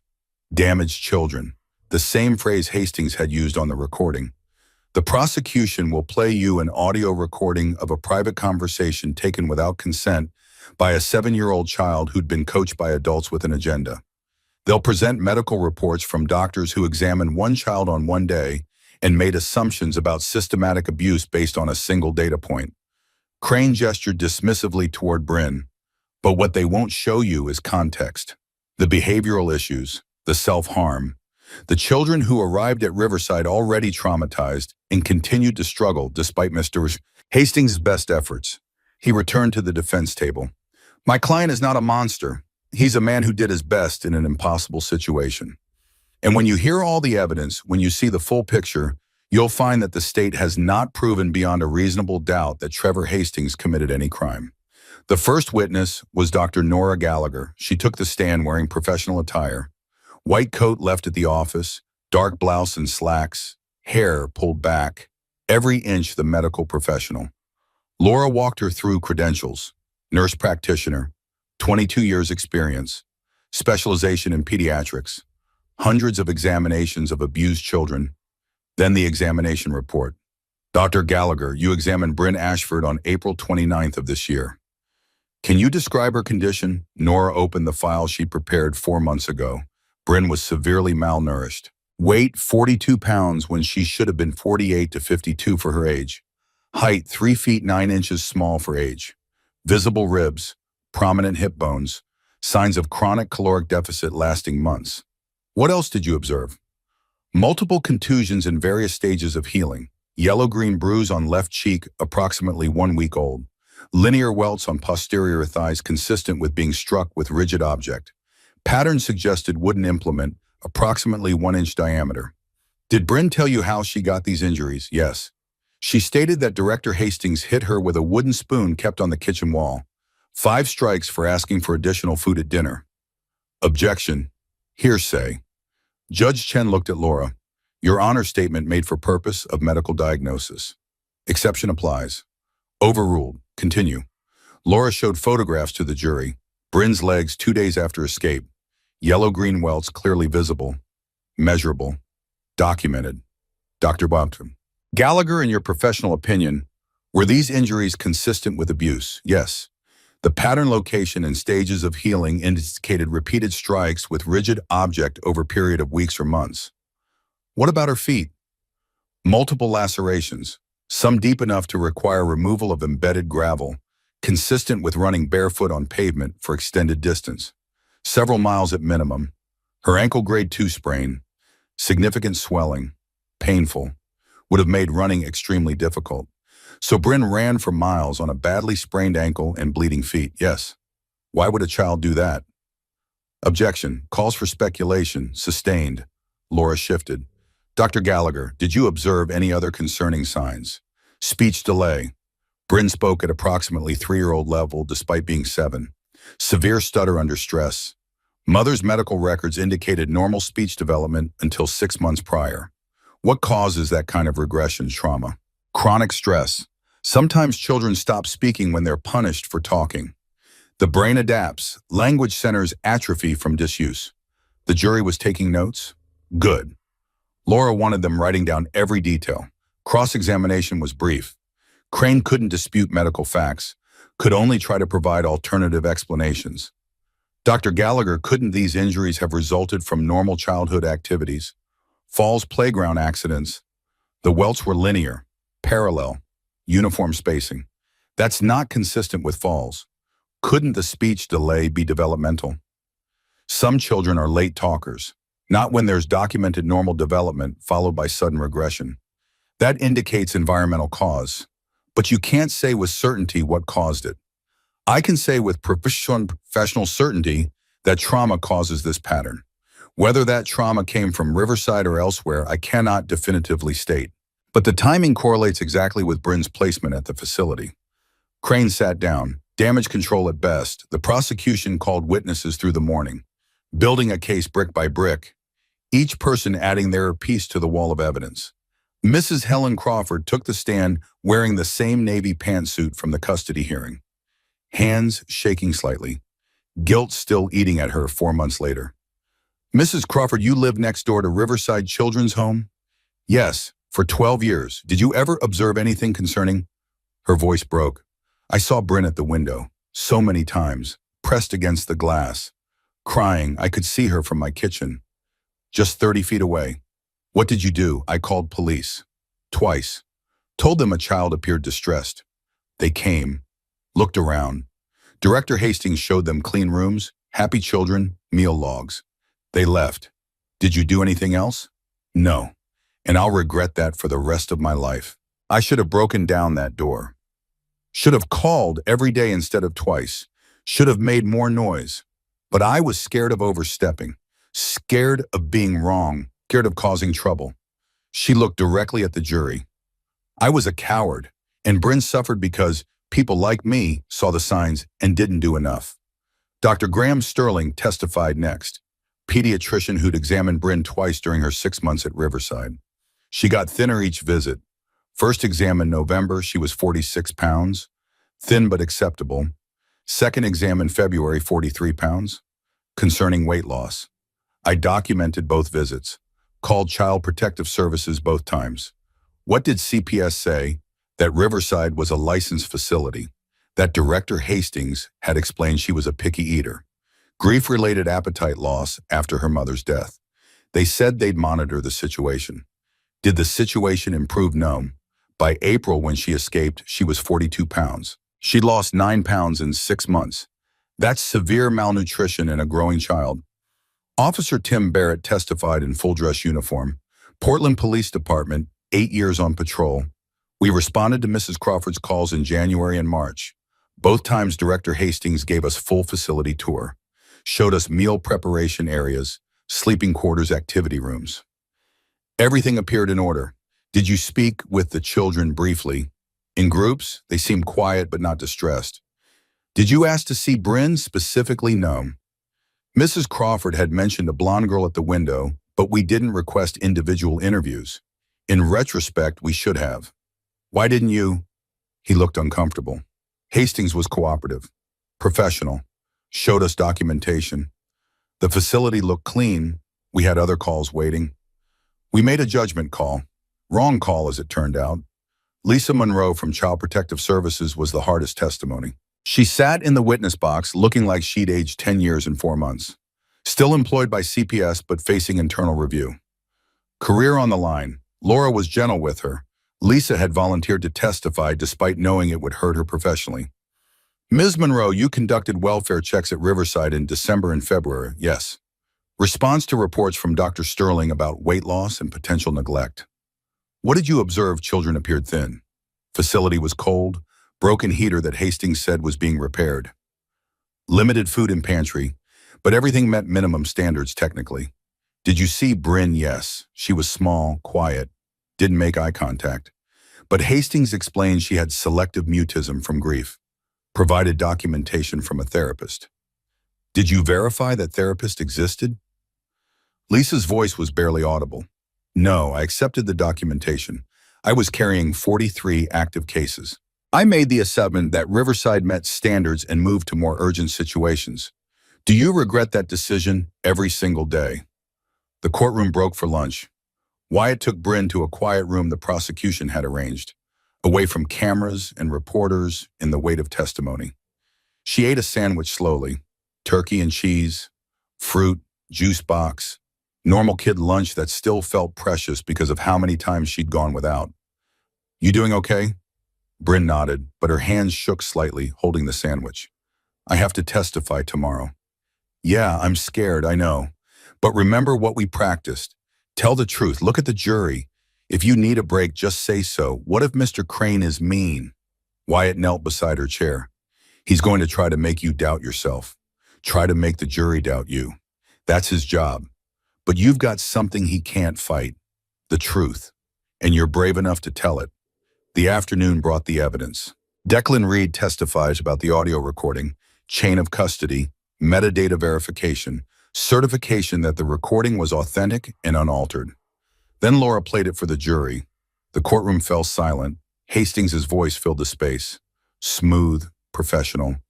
Describing children as revenue streams, admitting to cutting meals, pocketing therapy funds, calling Bryn too damaged to help. Several jurors looked at Hastings with open disgust. Good. That was the reaction Laura needed. The financial expert testified next. Forensic accountant who'd spent 3 months analyzing Riverside's books. State funding to Riverside totaled $3,200,000 over 8 years. Actual expenditures on child care totaled $1,600,000. The difference, $1.6 million, went to personal accounts controlled by Trevor Hastings. What did he spend it on? Vehicles, boat, timeshare property, personal travel, entertainment. None of it related to facility operations or child welfare. By 4 p.m., the prosecution rested. Strong case, overwhelming evidence. But Laura knew the hardest part was coming. Wednesday morning, Bryn's testimony. She wore the blue dress again, hair braided, dog tags hidden under the collar, but Wyatt knew she was wearing them. Had worn them every day since he'd given them to her. Talisman against fear. The courtroom was packed, every seat filled, media in the back rows, sketch artists because cameras weren't allowed.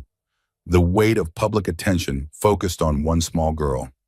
Laura approached the witness stand after Bryn was sworn in, hand on a Bible that was bigger than her forearm, promised to tell the truth.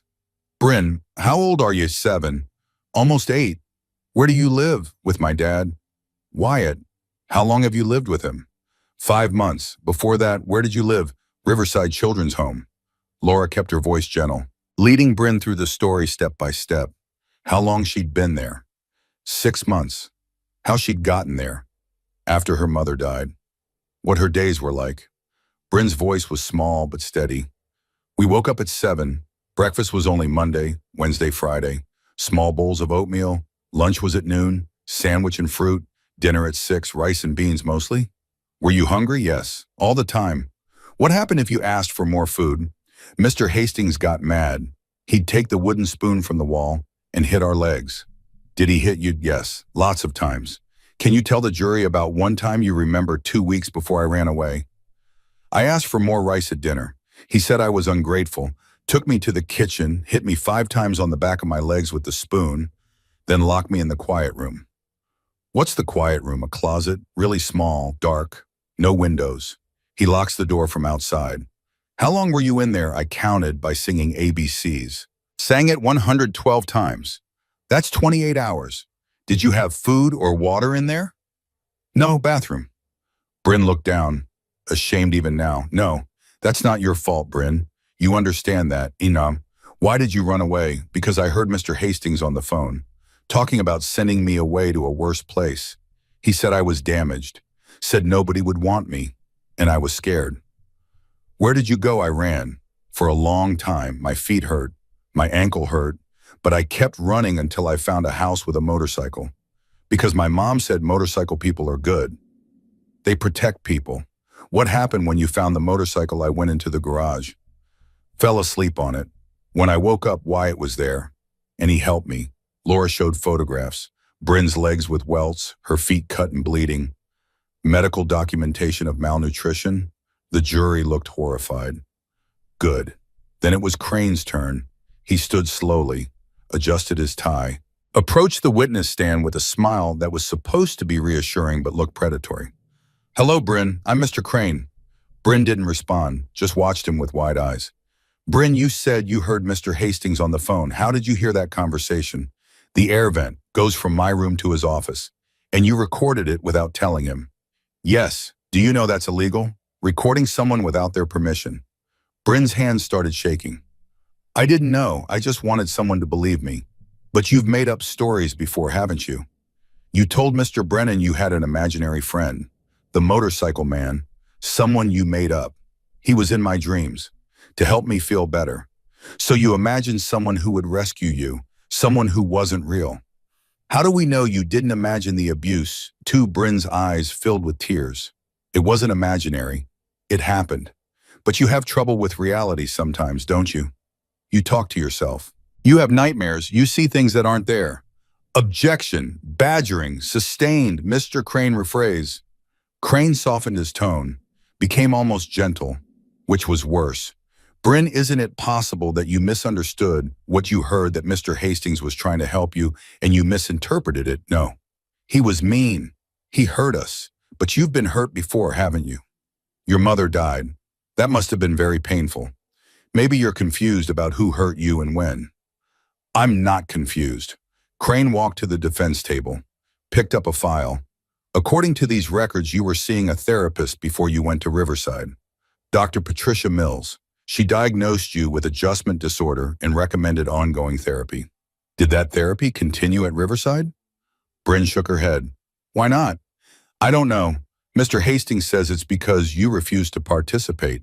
You wouldn't talk to the therapist. Is that true? I couldn't talk anymore. He punished us for talking. Or maybe you stopped talking because of grief, because of trauma from your mother's death, not because of anything Mr. Hastings did. Bryn was crying now, full tears running down her face, hands gripping the arms of the witness chair. He hurt me. He locked me up. I'm not lying. I'm not saying you're lying. I'm saying you might be confused. Traumatized children often mix up memories, combine different events, create narratives that feel true but aren't accurate. Objection. Witness is 7 years old and clearly distressed. Your Honor, I'm entitled to cross-examination. You've made your point, Mr. Crane. Move on. But Crane pressed. Bryn, when you ran away, you said you were looking for someone with a motorcycle. Someone like your imaginary friend. Doesn't that prove you were confused about reality? Bryn's voice came out as a sob. I just wanted help. I was scared. And Mr. Brennan found you, a stranger, and you immediately trusted him, immediately believed he would save you. Don't you think that's a little too convenient? Like a story you made up? Bryn couldn't answer, just cried. Wyatt was half out of his seat. Bear's hand on his shoulder held him back. Hugh leaned forward, whispering urgently, "Stay calm. Let the prosecutor handle it." Laura was on her feet. "Your Honor, this is beyond acceptable cross-examination. The witness is clearly in distress." Recess, 15 minutes. The gavel came down. Wyatt was at the witness stand before anyone could stop him. Lifted Bryn down. She clung to him, sobbing into his shoulder. "He's mean. He doesn't believe me. I believe you. The jury believes you. He's just trying to create doubt. That's all he's got. I can't do this." "Yes, you can, because you're the bravest person I know." They went to the quiet room. Wyatt sat on the floor with Bryn in his lap like she was 3 instead of 7. Let her cry until the tears ran dry. Hugh came in, knelt beside them. This man who'd known Finn, who'd carried his own share of guilt and grief. "Bryn, can I tell you something?" She nodded against Wyatt's shoulder. "When I came back from the war, I couldn't talk about what I saw. People asked questions and I just shut down. Couldn't find the words. And some people said I was confused, said I was making up stories, said trauma made me unreliable." He touched her shoulder gently. "But I knew what I saw. I knew what was real. And eventually enough people believed me that the truth came out. You know what you experienced. You know what's real. That lawyer can't change that. He can only try to make other people doubt you. But you don't have to doubt yourself." Bryn pulled back, looked at Hugh with red eyes. "What if they don't believe me anyway?" "Then we keep fighting. We don't give up just because one man asked mean questions." Laura appeared in the doorway. "Bryn, you don't have to go back. We have enough evidence without your testimony." Bryn was quiet for a long moment. Then she shook her head. "I want to finish. Other kids need to know it's okay to tell the truth even when it's hard." Wyatt felt pride swell in his chest. "You sure?" She nodded. They walked back into the courtroom. Every eye on them. Bryn climbed back into the witness chair, smaller than ever in that big seat, but her spine was straight. Judge Chen looked at her carefully. "Miss Ashford, are you ready to continue?" "Yes, sir, Mr. Crane, keep it brief." Crane stood. But something in Bryn's posture had changed. She wasn't crying anymore, was looking directly at him instead of down at her hands. "Bryn, I'll ask you one more time. Is it possible you're mistaken about what happened at Riverside Numb? How can you be so certain?" "Because I have scars." She pulled up her sleeve, showed the jury faded marks on her arm. "Cigarette burns from when I tried to take food from the locked pantry. Mr. Hastings said I needed to learn." Several jurors gasped. "That wasn't in any report. New evidence." "Because I counted. 28 hours in the quiet room. I counted every ABC song 112 times. You don't count that if you're confused." "Because I have the recording. His voice, his words, calling me revenue stream." "You can't imagine that." She leaned forward slightly. "And because I ran barefoot for 6 miles in 40-degree weather, rather than spend one more night there." Nobody runs like that if they're confused about being safe. Crane opened his mouth, closed it, sat down. No further questions. Laura stood for redirect. "Bryn, why didn't you tell anyone about the cigarette burns before?" "Because I was ashamed. I thought it was my fault for trying to get food. It wasn't your fault. You understand that now, yeah. My dad told me it's never okay for adults to hurt kids, no matter what." "One final question. Are you glad you told the truth today? Even though it was hard?" "Yes, because if I don't tell Mr. Hastings might hurt more kids, and I don't want anyone else to be scared like I was." "Thank you, Bryn. No further questions." The trial continued through Thursday. The defense presented their case. Character witnesses for Hastings, people who'd known him for years. Former employees who said he was demanding but fair. Financial consultants who argued the accounting was sloppy but not criminal. None of it mattered. The recording was damning. The medical evidence was clear. Bryn's testimony was devastating. Friday morning brought closing arguments. Crane tried. Painted Hastings as overwhelmed administrator, making difficult choices. Suggested Bryn's testimony was unreliable due to trauma. Argued reasonable doubt existed about criminal intent. Laura destroyed him. She replayed the recording one final time. Let the jury hear Hastings laugh about pocketing therapy funds, calling children revenue streams, describing Bryn as too damaged to help. This is not a man overwhelmed by circumstances.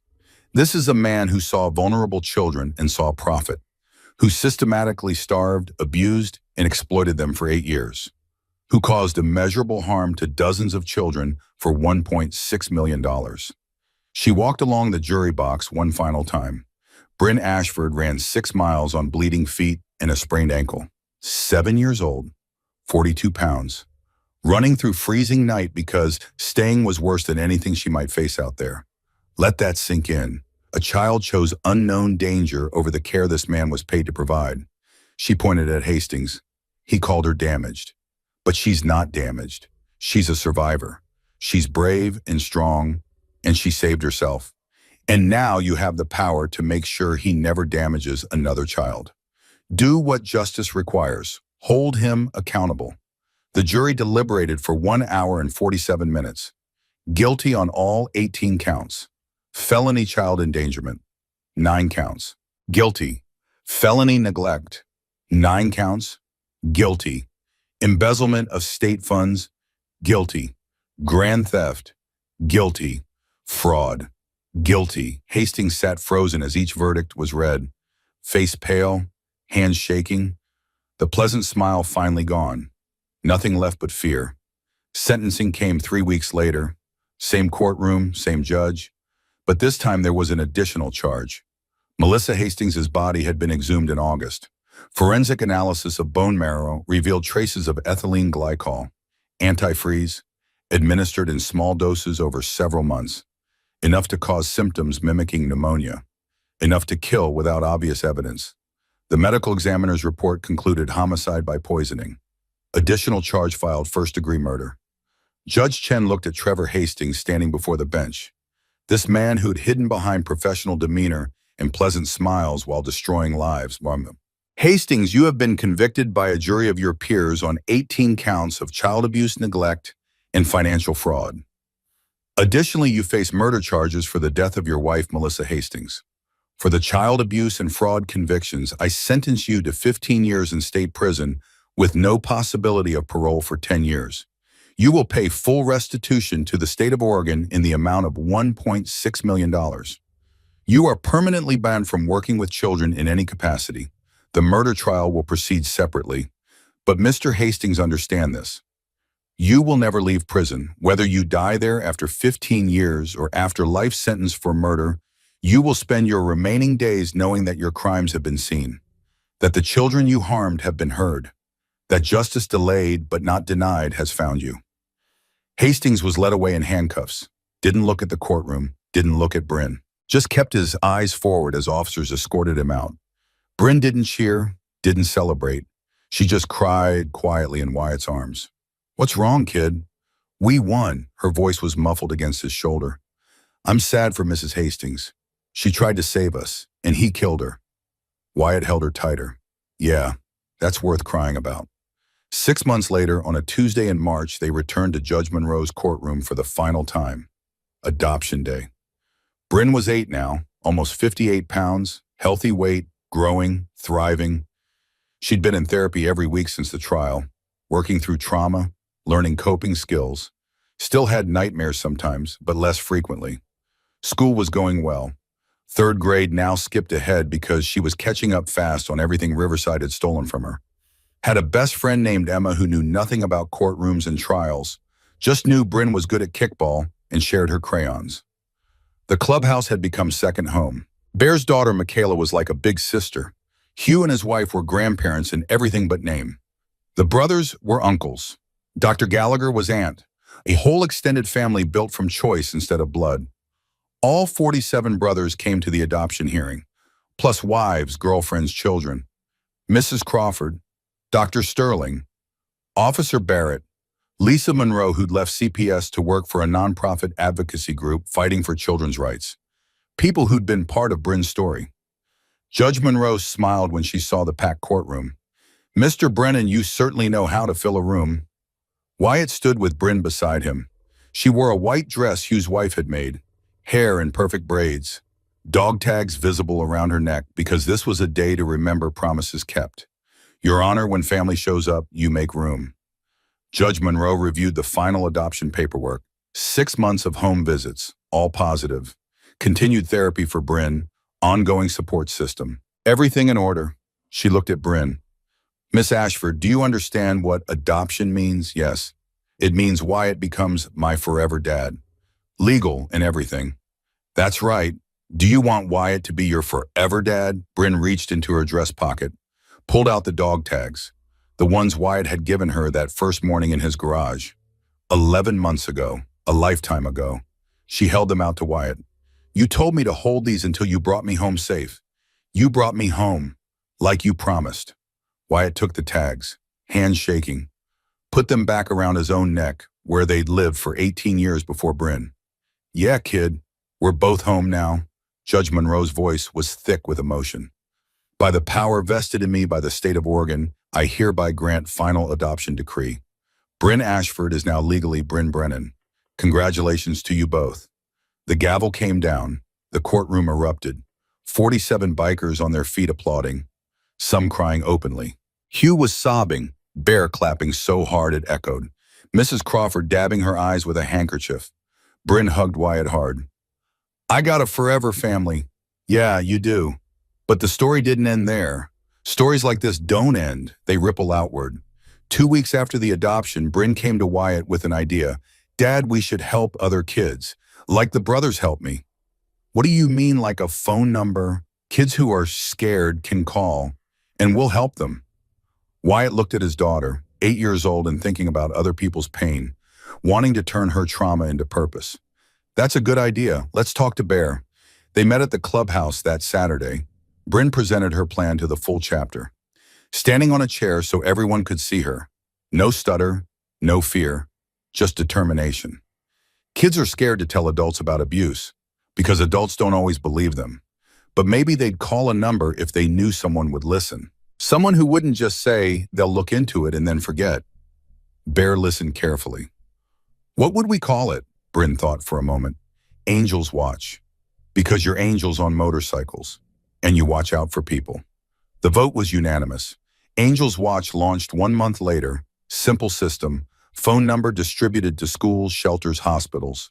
Staffed 24/7 by rotating brothers and volunteers. Trained crisis counselors on call. Direct lines to police, CPS attorneys who'd fight.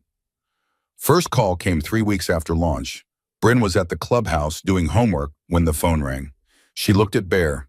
He nodded. She picked up. Angels Watch. This is Bryn. Small voice on the other end.